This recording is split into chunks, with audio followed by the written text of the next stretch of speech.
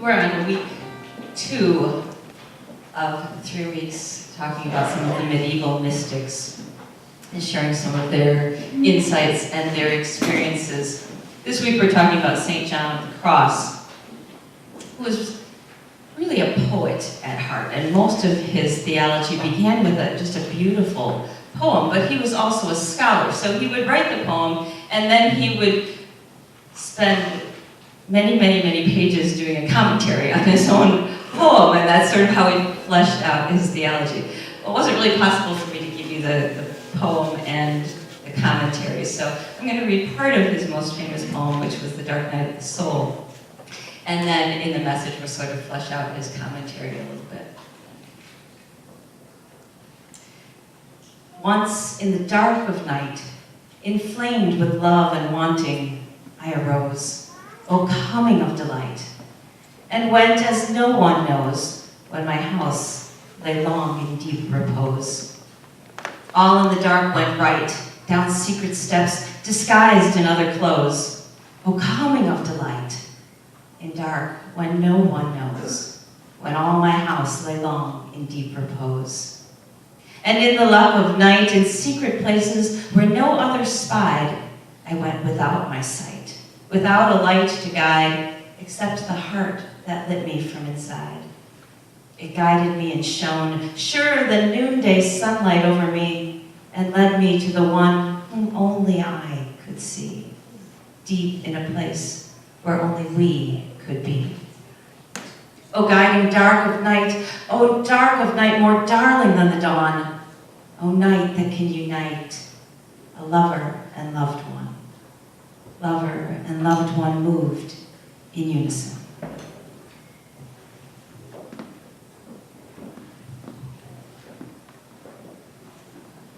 Psalm 22. O my beloved, why have you forsaken me? Why are you so far, abandoning me as I groan in misery? O my beloved, I cry by day, but you do not answer, and by night find no rest. Yet you are holy, praised through all generations. In you our parents trusted, they trusted, and you did come to their aid. To you they cried, and they were heard. In you they trusted and were not disappointed.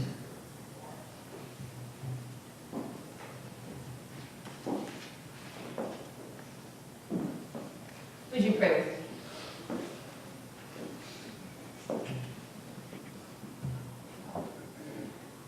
Holy One,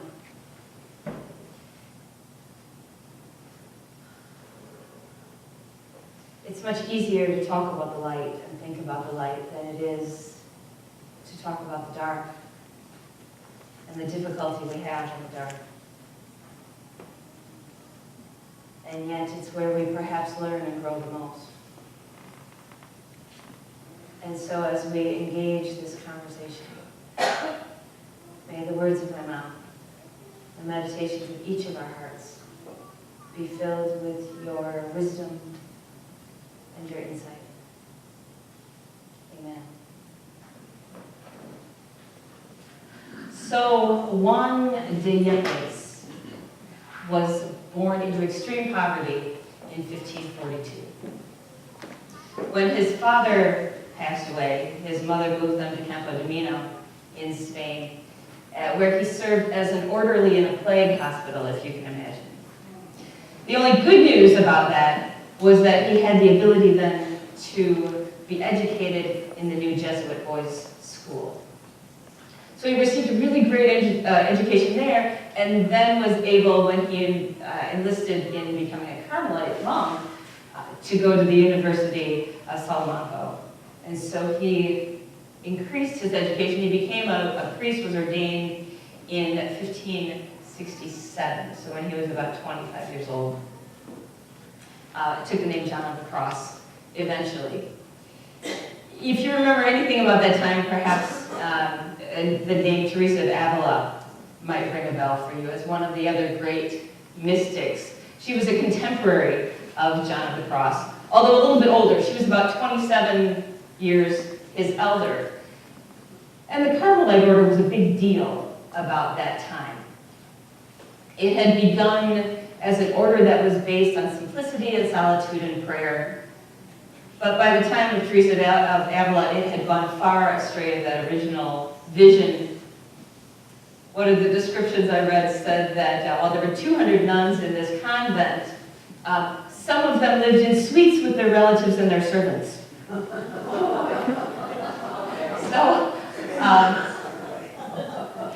interesting view for the convent. So Teresa felt like she wanted to try and reform the Carmelite order and bring them back more in line with their vision. There was great resistance to doing this, but she persevered and she eventually formed another convent, more along the original lines of thinking for the Carmelite order. But she knew she couldn't succeed unless she had sort of the male half of that, if she had the monastery and the monks who were also bought into this original vision. And she must have seen something in John of the Cross, because she decided to sort of bring him along to further her cause and made him her apprentice.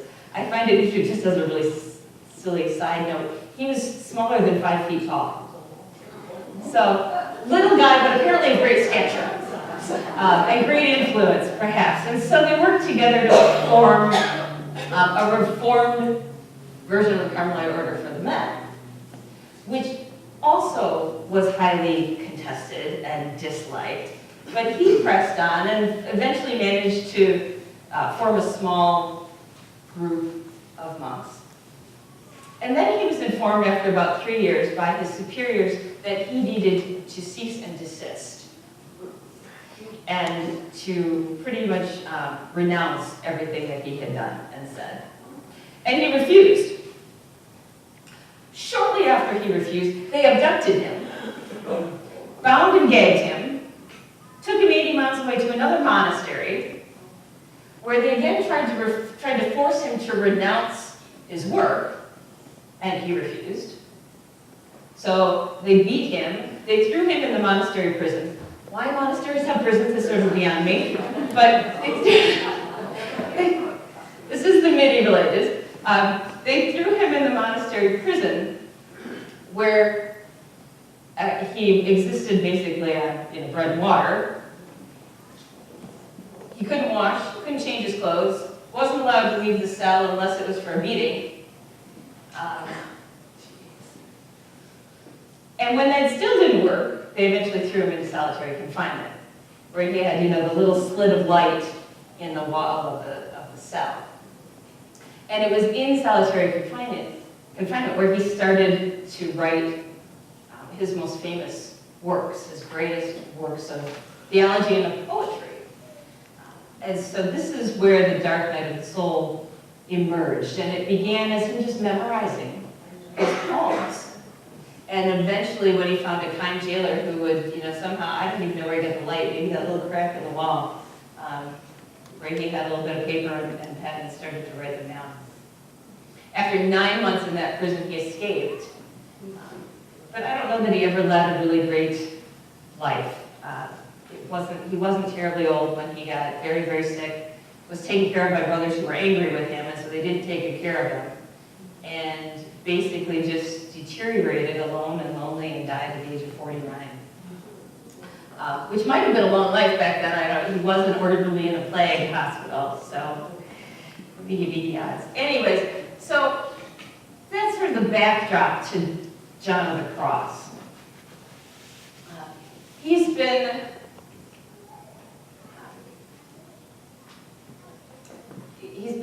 considered by some to be the greatest psychologist in the history of the mystics, in the history of mysticism. And so there's a lot of psychology that goes into his theology and into his thinking. His theology is not about, doctrine and the way you have to believe. It's all about really starting to understand yourself and your connection with the divine. You might think that having written this in prison, that this was simply a spiritual memoir about how, oh, I had this awful time, I had these 9 months in prison, solitary confinement, but my faith got me through. And it really, his writings were not about that. Even The Dark Night of the Soul, if you were listening closely, it's really a relationship, a love relationship between a lover and the beloved. The lover being our soul and the beloved being the divine. And John the Cross said, in order to really have that close union, the lover, the soul, has to let go of everything, has to release everything and be willing to enter into the uncertainty of darkness in order to finally meet and connect and unite with the beloved. Not an easy process. And not an easy process to explain. And so he uses sort of poetry as a way to talk about the ineffable. So Dark Night of the Soul. It's kind of become a coined phrase over the centuries, and most people don't really know that it originated with St. John the Cross, and it's taken on many different meanings. He really meant it as the transitional times in our spiritual growth, when we move sort of from one stage to another in spiritual growth, which works. But that means I'd have to enlighten you in all those stages, and it's really a long, drawn-out process for the monks and the nuns, probably more specifically. So I read a couple of authors, Robert Moss and Gabriel O'Donnell, who said that it's sufficient for our needs to think about the Dark Night of the Soul as human limit experiences. Those times when we've hit our limit, when our life and our prayer, our spirituality, where it all falls apart, where we experience confusion and frustration and loss and hopelessness and despair, and specifically an abandonment feeling by God, a feeling of being forsaken by God. So John of the Cross kind of says, well, how do we know that this is really a dark night of the soul? Because there are things that can mimic it. A grave illness can mimic it. Just simply sort of falling away from your spiritual path, getting lazy and drifting away, can mimic it. Messing up really badly can mimic it. He says, but all of those things have an easy fix. You get better, you get healthy, and you sort of bounce back. Or you re-engage your spiritual path, and you bounce back. He said a real dark night of the soul is a pervasive, intense anguish, an inner anguish that just will not go away. And it's punctuated by that feeling of being disoriented in all of our relationships, with ourselves and with the world and with God. Barbara Brown Taylor, if you're familiar with her, she was an Episcopal priest, really famous theologian, preacher. She talked about a dark night of the soul that she had that eventually really grew her faith and led her to leave the active priesthood and become a professor. She said it started when the language for God that she had been taught by the church started to slip, where it didn't fit anymore. Those words like sin and repentance and salvation weren't meshing with her spiritual growth and her experience of the divine. And she said over time, for a very long time, she found that there's sort of this fear that you're losing your faith in the midst of this. And she realized she wasn't losing her faith, but she was losing her faith in a system that had simply given her a prescription. Here are the words, here are the rituals, here's the theology. All you have to do is teach this and speak this, and you will understand the great mysteries of the world. And it fell short. It consistently fell short of her real deep experiences of the divine. John of the Cross says, we think about God as light, right? How many times do we use that metaphor, that God is light for our lives? So when everything falls apart, when everything feels heavy, when everything feels empty, when we feel like we're in the middle of winter and the darkness has descended upon us, we figure God must have disappeared, right?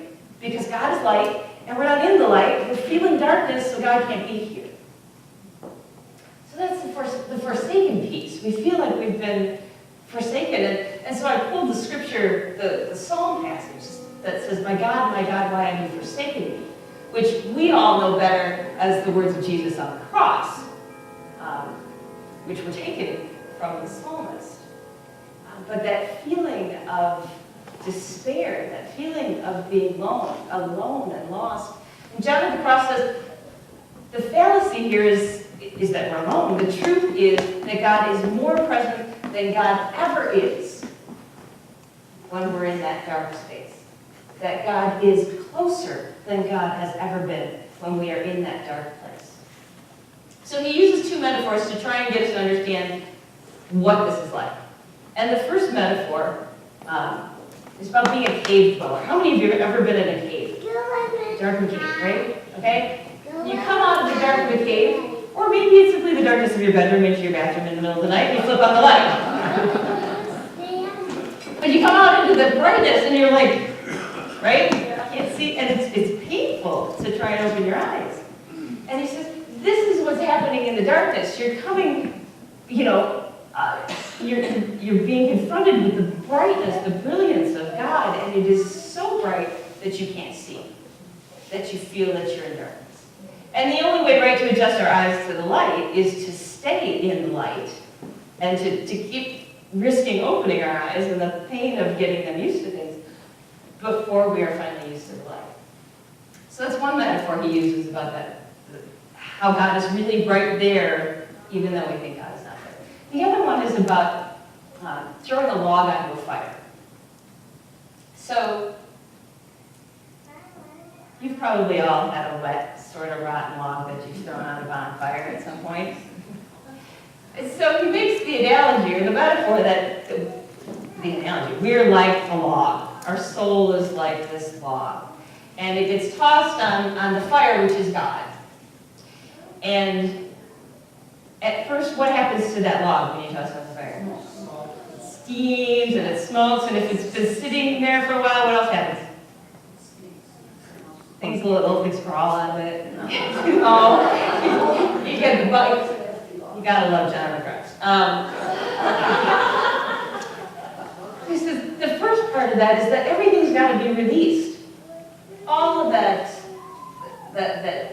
water that's in there, all of the maybe icky things that are crawling around in there, have to be released before the fire can consume the log, right? Before the log can burn. And the goal is that eventually that fire exists in the depths of our being because everything else has been let go. That we've made space and room for something more, for something greater. And that we've had to create that space. All of which are very painful processes. Walk into the light and sort of have all of your faults and failings and weakness hit you, in stark relief, to have to release and examine all of those faults and failings and weaknesses as they kind of come out of the log of our soul before we can let them go. It's a hard, painful process. It's enough for me to kind of go, no, I don't really want to do that, thank you. I'd like to just remain the wet log in the wood pile, and then I'll be perfectly happy. The problem is once you're thrown into that dark night, which can, not always, but can happen because of a trauma, because of some difficult experience that's happened in your life, a death or a divorce or some illness or a change, something that's really struck you hard, it can be initiated by one of those. It doesn't have to be. But once you're there, it's sort of, you got to deal with it and go through it. You don't get to just run away.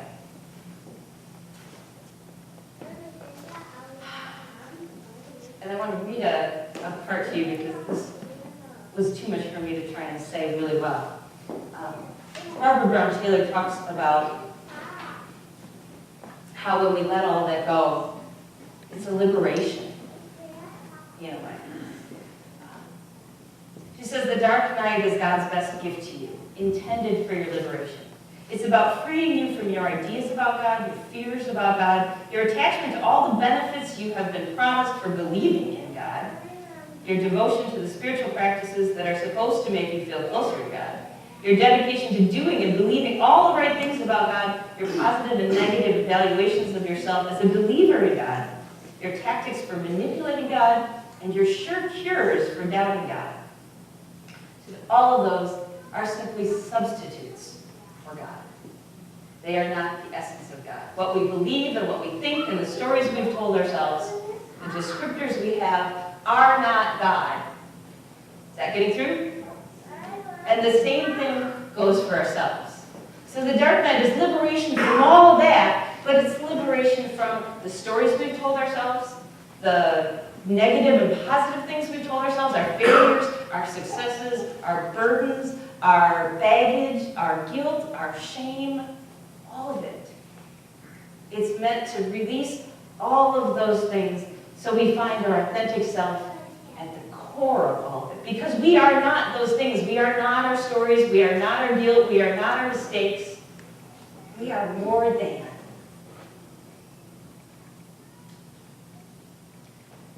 Tom Screen, who's a spiritual director and a priest, tells a story about a nun that he worked with at one point who was sort of experiencing one of these times. And she came for spiritual direction, and she said, you know, I pretty much got to a point where I had it. She was in such misery that she wasn't connecting with God in her prayer life. And she felt like, again, like God had forsaken her and abandoned her. And she said, I finally said, all right, if that's the way it's going to be, if you don't care about me, God, then I don't care about you either.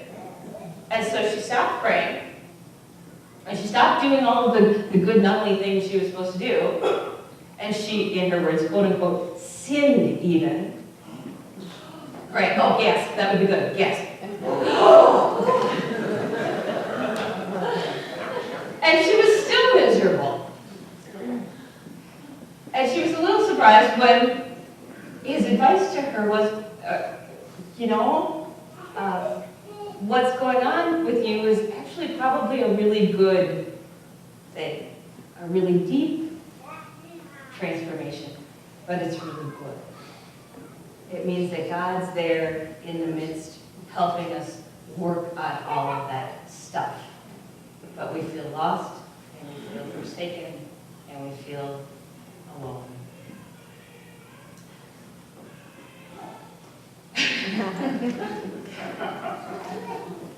So, what John of the Cross says to do about all of this is much shorter than like the explanation of all of this. He pretty much says we need to learn to let go.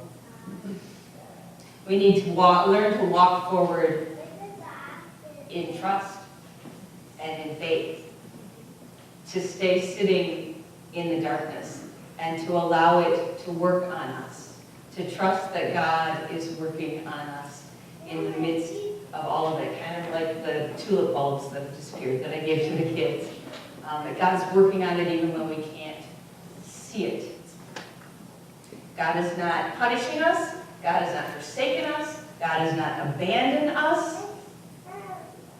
It's just that God's working in a way that can't be sensed with our five senses. Can't be felt, can't be seen. That the divine love is working in the depth of our being